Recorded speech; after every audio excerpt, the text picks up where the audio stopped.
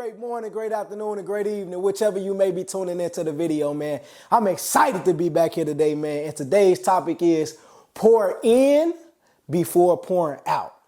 Pour in before pouring out. All right, man. So I'm going to talk about my routine or my daily routine or some of it, my daily routine, and why it's important to pour in before pouring out. All right, man. So the first thing that I like to do when I wake up in the morning is worship. And then after I worship, I like to pray. And the reason why I like to worship and pray is because I think it's most important to feed your spirit the first thing in the morning and to pour into your spirit, because a lot of the different battles and the things that we are facing are spiritual. There are things that we cannot see or we do not understand. So I think it's important to pour into that spiritual aspect of yourself and allow yourself to be fully covered with the full armor of God before even stepping out into the world to be able to face any battles or challenges and things that come with everyday life. So worshiping, praying, reading the word, meditating on the word, journaling a little bit of it, and then meditate on it again. Once I finish pouring into myself spiritually, I start to pour into myself mentally. The way that I pour into myself mentally is I take my affirmations and I read my affirmations to myself. I like to read my affirmations to myself with my eyes closed as I envision the very things, or as I envision the person that I am, or the person that I am becoming, to match the affirmations that I am saying. The next thing I like to do is to look at my goals and do the same exact thing. Look at my goals, close my eyes, imagine myself bringing the goals into reality. Imagine the end of the goal, what it looks like, the beginning, the process, and the end. But most importantly, just enjoying that process of reaching each individual goal and visualizing it coming to pass.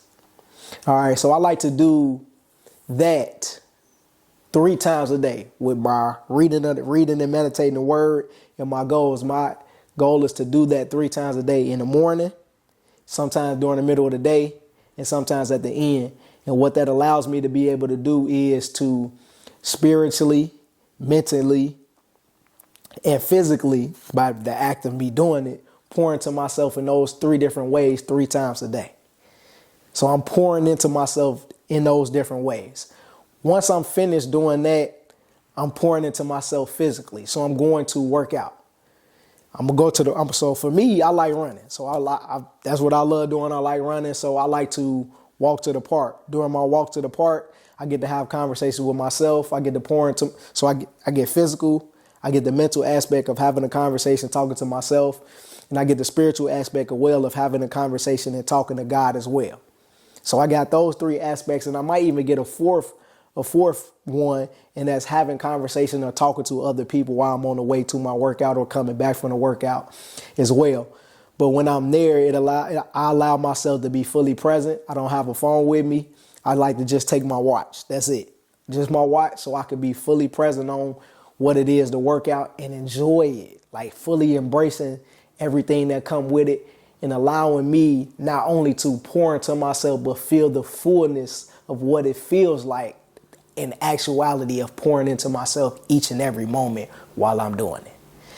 After I work out, run, walk back here, take a shower, another pour into myself physically by taking a shower.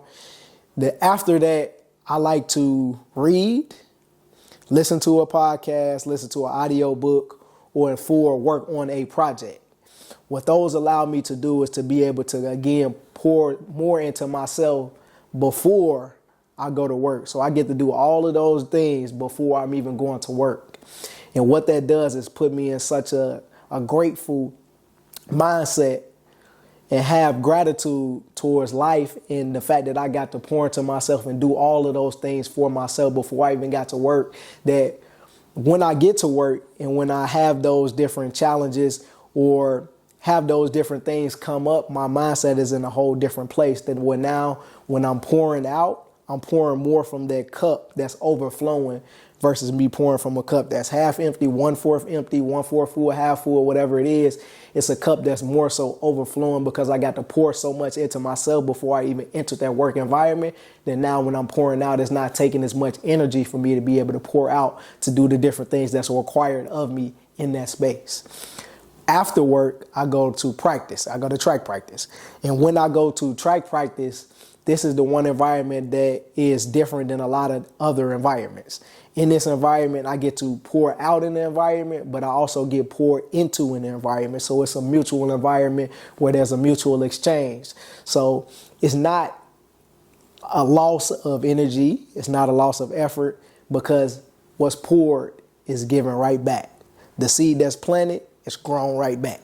So we're seeing that return in that exchange. So that's an environment where it's a good environment. It's a positive environment. It's an environment that you pour in and you get poured back into.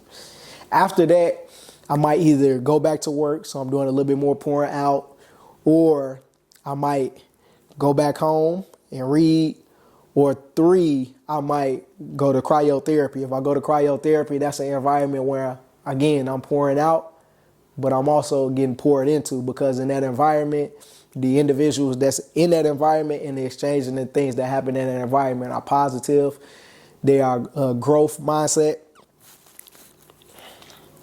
The conversations are conversations that I have with people who have a growth mindset, is what I was trying to say. Have a growth mindset, so they're conversations that stretch you, that grow you, that allow you to continue to evolve. And that's why that's a positive environment where you can pour in and also pour out.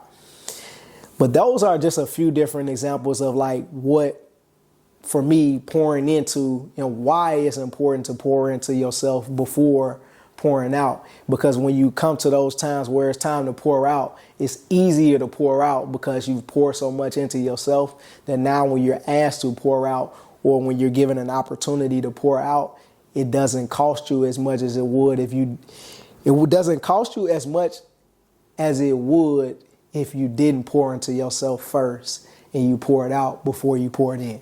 So the importance of this message is continue to pour into yourself so that you can pour out from the overflow, not from the emptiness. All right, man, that's it for this week, man. But remember, yes, sir, y'all already know that greatness starts in the heart, baby. And we all got it. Let's go. Woo! Yes, sir.